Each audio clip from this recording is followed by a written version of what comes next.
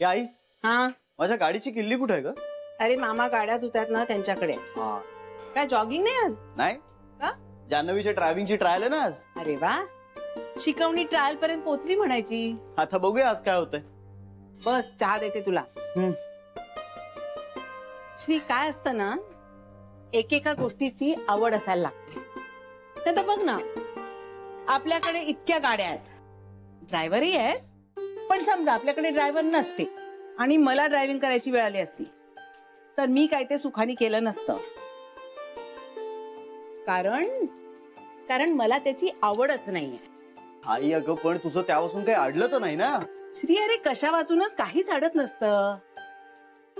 मला ना जान्हवीचं खूप कौतुक वाटतं. तिला नेहमी नवीन नवीन काहीतरी करून बघायचं असतं. माझा ना मुद्दाच कळत नाहीये तुम्हाला. आई अगं, काहीतरी आणि ड्रायव्हिंग याच्यामध्ये ना खूप फरक आहे माझ्या दृष्टीने. श्री, चिडचिड करू नकोस. आम्हाला सगळं कळतंय आणि आम्हाला हेही दिसतंय की एरवी विचारानं वागणारा तू भावनेच्या आहारी जातोयस. माझं म्हणणं इतकंच आहे की उगाच तिच्यावर चिडचिड करू नकोस.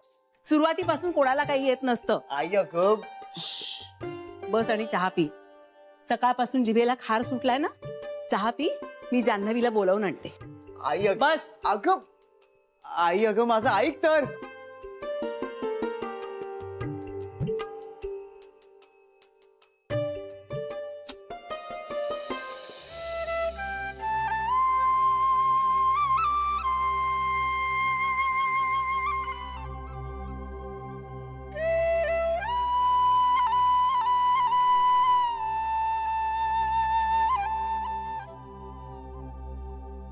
यशस्वी हो.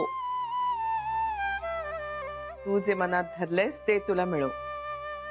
थांब, अंगारा लावते. हा, आणि आई शांतपणे चालव हा गाडी. जा. अगदी हळू गाडी चालवायची. दोन्ही बाजूला बघायचं नीट. हो, आणि कोणी आलं ना मध्ये तर हॉर्न वाजव. आणि काही वाटलं ना तर करकचून ब्रेक दाबून टाकायचा. हा, अगं, ती काय परीक्षेला निघालीये का शाळेमध्ये? किती सूचना देत आहे आणि त्या सुद्धा चुकीच्या. जान्हवी, मन विचलित होऊ देऊ नकोस. ड्रायव्हिंग करताना मनाची एकाग्रता महत्वाची असते आणि तू ते उत्तम करशील, मला खात्री आहे. नर्वस होऊ नकोस. जा.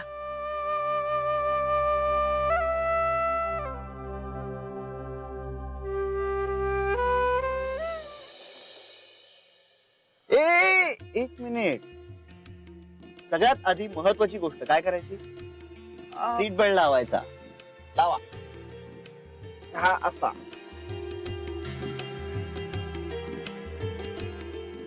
शाबास. चला, आता पुढे काय करायचं? जायचं नाही, आरशात बघायचं.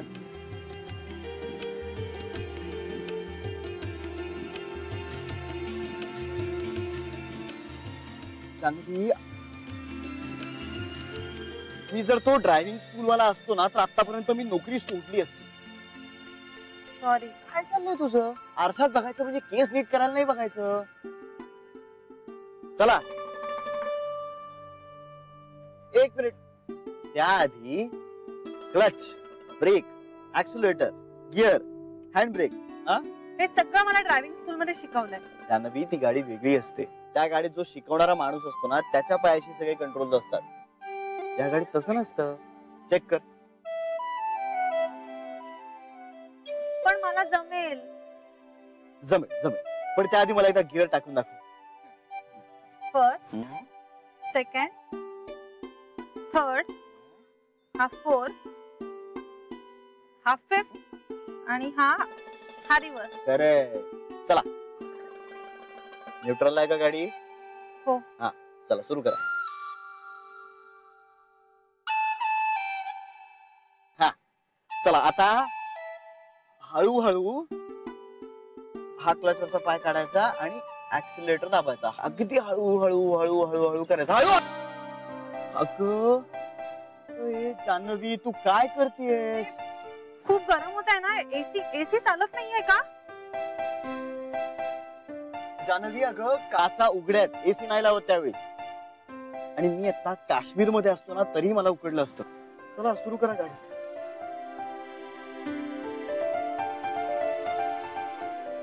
कॉन्सन्ट्रेट. गिअर टाकलास? हा हा, क्लच सोड, ऍक्सिलेटर दाब. हा, समोर बघ, इथे रिक्षा आहे. उजवीकडे घे थोडी गाडी, उजवीकडे घे.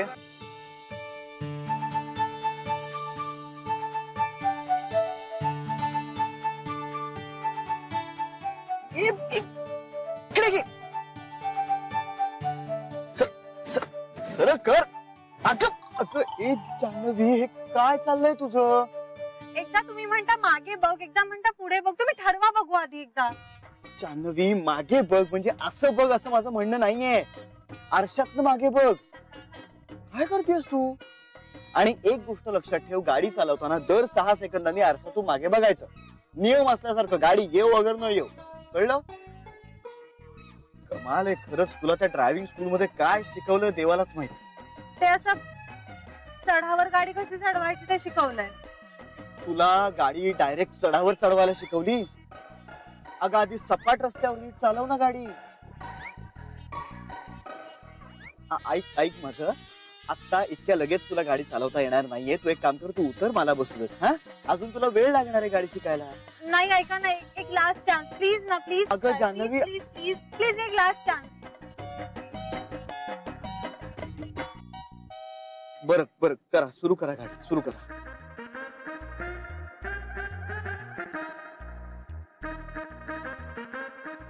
चला.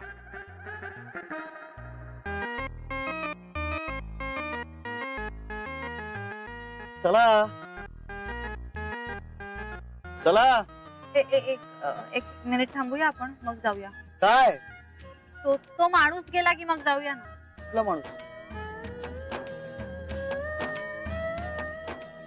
कोण माणूस?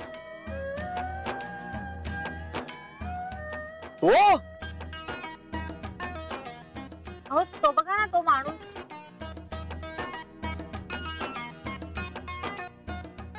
अगं जान्हवी, तो माणूस जवळजवळ टांझानियात उभा आहे. दुर्बिणीने बघावं लागेल त्याच्याकडे. तो रस्ता क्रॉस करण्याआधी आपण त्याच्या पुढे निघून सुद्धा जाऊ. चल आता. हो, पण तरी जाऊ दे ना त्याला, मग जाऊया ना प्लीज. अगं काय जाऊ दे त्याला, तो आपल्या वाटेत नाहीच आहे. असं म्हणताय? हो, चल. चला जाऊ दे, हळूहळू पुढे गाडी. हळू हळू. हा, सरळ सरळ ठेव, सरळ ठेव. हा करेक्ट. पण आता समोर बघ, समोर बघ. अगं तुम्ही डिझेल भरलाय ना गाडीत, ती बंद का पडते सारखी? जान्हवी, प्लीज गाडीत नव्हतं. काय ठरलंय तुमचं? कशाबद्दल?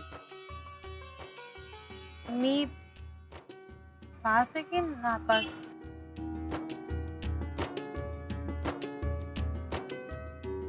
तू तुझं अर्धवट राहिलेलं वाक्य पूर्ण करू शकणार नाहीयेस, कळलं?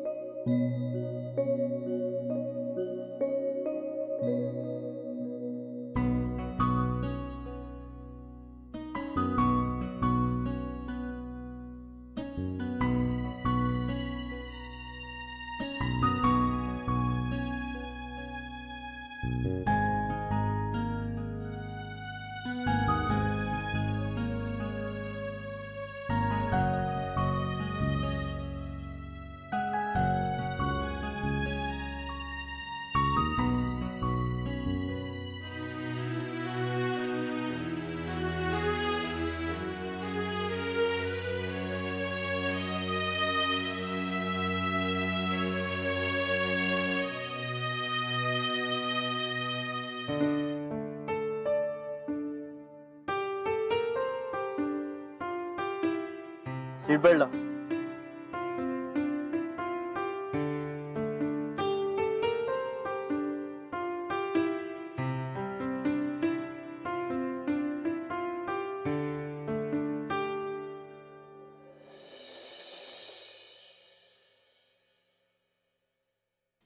आले आले. जान्हवी, काय झालं? जमलं? सांग ना. पाणी आणू तुमच्यासाठी? नाही नको. बरं लिंबू पाणी आणते मला. ए तू दमली असशील ना, बस जान्हवी बस. बस.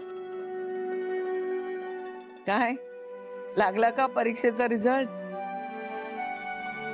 काय झालं? जे मला वाटत होतं तेच झालं. म्हणजे सध्या जान्हवी गाडी शिकण्यासाठी तयार नाहीये. अरे पण श्री, ती आत्ताच ना शिकायला लागलीये. सरुमावशी, अगं हे गेले बरेच दिवस ऐकतोय मी, पण आज जे काही मी पाहिलंय त्यावरून मला असं वाटतं की जान्हवीनी गाडी चालवणं ही खूप मोठी रिस्क आहे. तिच्यासाठी, आपल्यासाठी आणि सगळ्यांसाठीच. आणि इतकी मोठी रिस्क घेण्याची माझी तयारी नाही. श्री, तू गंमत करतोस ना आमची? असं काही नाहीये. तुम्ही दोघं फसवताय ना आम्हाला? आई अगं असं का करेन मी? नाही, मला मान्य आहे की जान्हवीनी आत्ता गाडी शिकावी असं मला नाही वाटत आहे. पण तरीही जान्हवीनी मला आत्ता गाडी नीट चालवून दाखवली असती ना, तर मला ते कदाचित ऍक्सेप्ट करावंच लागलं असतं. पण मुळात आत्ता तो तिच्याकडे आत्मविश्वासही नाहीये आणि गाडी चालवण्याचा तो सेन्सही तिच्याकडे नाही. म्हणूनच सध्या तरी जान्हवी तिचं गाडी शिकणं थांबवणार आहे.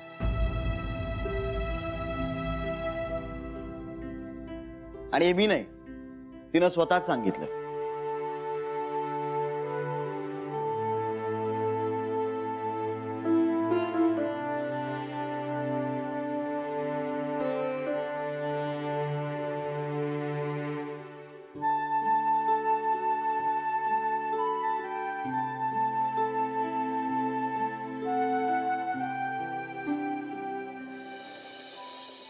मी काय एवढी गडबडले होते ना, माझं मलाच कळत नव्हतं. पण श्रीरंग माझ्या शेजारी बसलेत आणि ते परीक्षा घेतायत या जाणीवेनेच मला इतकं टेन्शन आलं होतं माहितीये. एक मिनिट, तुला प्रिंट आउट हवी होती ना? का मी मेल केला तर चालेल? नाही, मेल केला तरी चालेल. साधी बैलगाडी सुद्धा त्यावेळी चालवता आली नसती मला. वाट लागली होती माहितीये माझी, फजिती झाली. तू हसतोयस काय? खरंच सांगतेय. तुझा तो बॉस आहे ना, तो ना स्वतःला घरात सुद्धा बॉसच समजतो. फरमान काढलंय आता, यापुढे गाडीला हात लावायचा नाही. हा, मी सांगतोय, माझं ऐकायचं बास.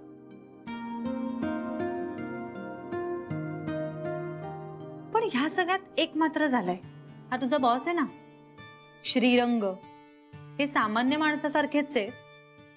हे पटलंय मला. कारण ते रागवतात, चिडतात, त्यांच्या मनासारखं नाही झालं ना तर हट्ट सुद्धा करतात. त्यांचं ऐकलं ना की त्यांना बरं वाटतं.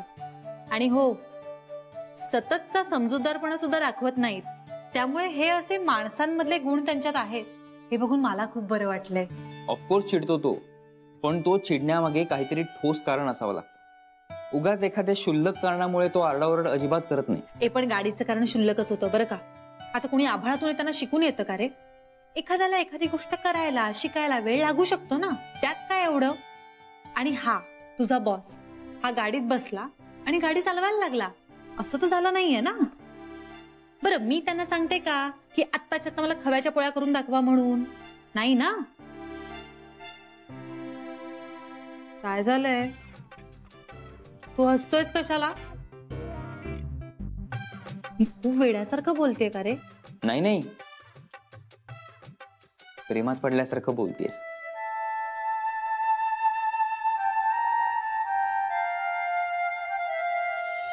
जान्हवी, तू पुन्हा एकदा प्रेमात पडलीस. खरंच. गप्प बसा. अगं, तू प्रेमात पडलीस हे तुला उशिराच कळतं. तू जेव्हा पहिल्यांदा श्रीला भेटली होतीस ना, तेव्हाही तुझं असंच झालं होतं. तुला कळलंच नव्हतं, आम्हाला सांगायला लागलं तुला. आणखीन एक गोष्ट, माझा बॉस हा खरंच खूप चांगला माणूस आहे, पण तो माणूसच आहे. मुळात चांगुलपणा हा हल्ली दुर्मिळ झाल्यामुळे त्याला देवत्व दिलं जातं, पण तेही त्याने मागितलेलं नाहीये जान्हवी. तुम्हा लोकांना उगाच लोकांना कॅटेगराईज करायची ना खूप घाई झालेली असते. हे बघ, एवढा विचार मी दुसऱ्या कुणाच्या वागण्याचा करत नाही. आणि ते चांगले आहेत तर आहेतच ना. तू पण तर त्यांचं कौतुकच करत असतोस. मी खरं बोलतो. मी सुद्धा. खरं बोलणं आणि ते वेळेवर बोलणं ह्यात मुळात खूप फरक आहे जान्हवी.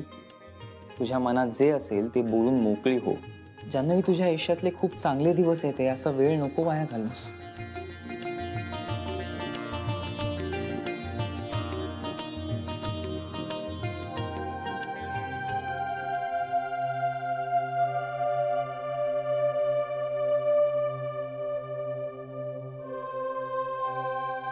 कसा आहेस मनीष?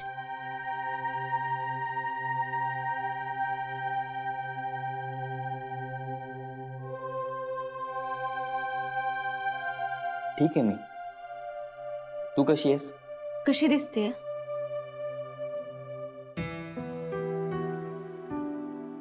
बघून कुठलीही गोष्ट ठरवणं मी केव्हाच सोडलंय. जान्हवी, येतो मी. अरे बाय. मेल करते. हो.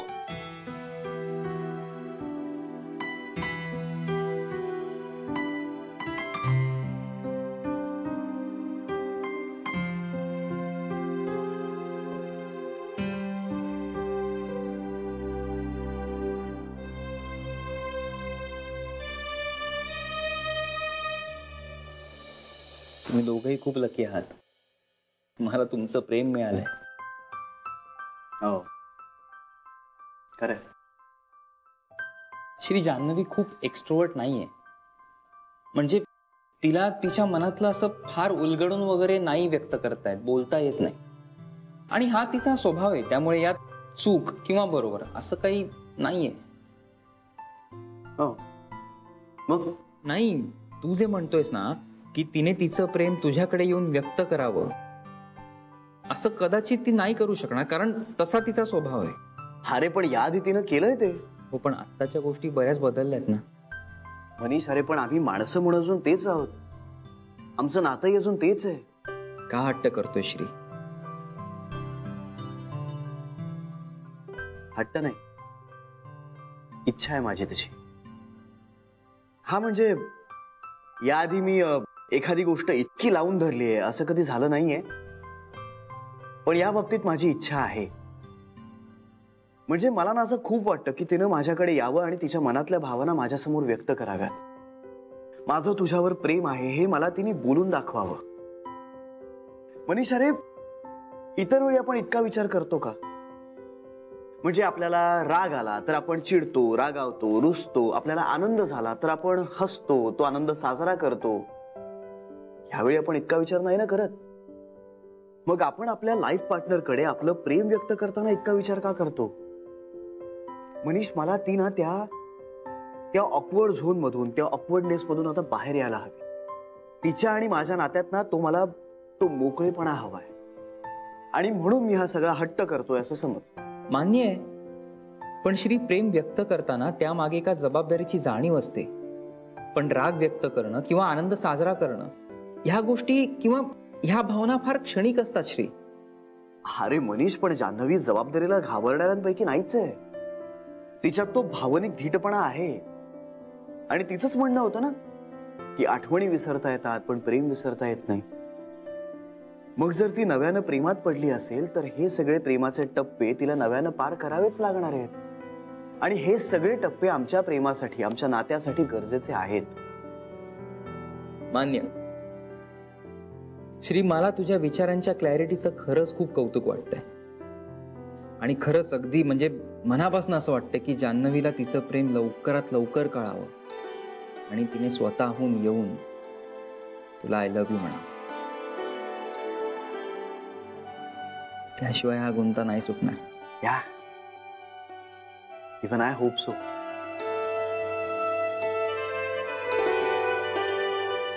त्यांनी ना माझ्याकडे लक्षच दिलं नसतं ना, किंवा तो माझ्याशी चिडून बोलला असताना तरी चाललं असतं. मला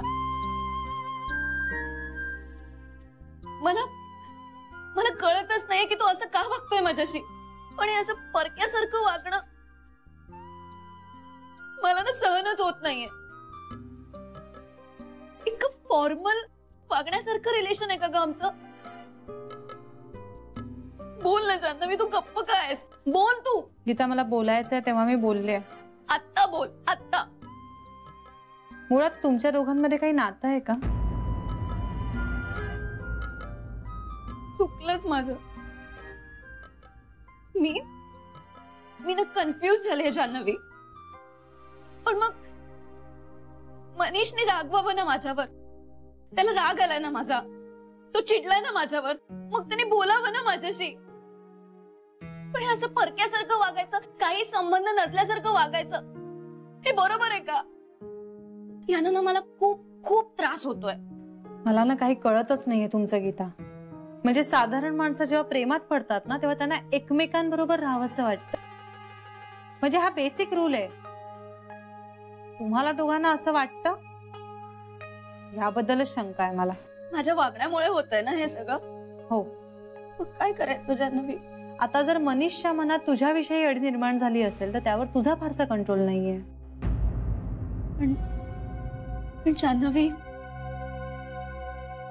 मला आवडतो तो, मला हवाय तो. हे कदाचित त्याला माहिती नसावं. मग काय करायचं? तू मला यात मदत करशील? नाही. असं नको ना बोलूस. गीता, प्रत्येक गोष्टीला ना सोपी सरळ सोल्युशन्स नाही निघत. काहीही करण्याआधी तू जरा स्वतःच्या मनाशी विचार करून बघ. तुझं मनीषवर खरंच प्रेम आहे का आत्ता तो तुझ्याशी तुटक वागलाय म्हणून इगो दुखावला गेलाय तुझा? हे जरा स्वतःला विचार. तू स्वतःशी कन्फर्म कर या गोष्टी आधी. त्यानंतर माझ्याकडनं मदतीची अपेक्षा कर, तेव्हा बघेन मी.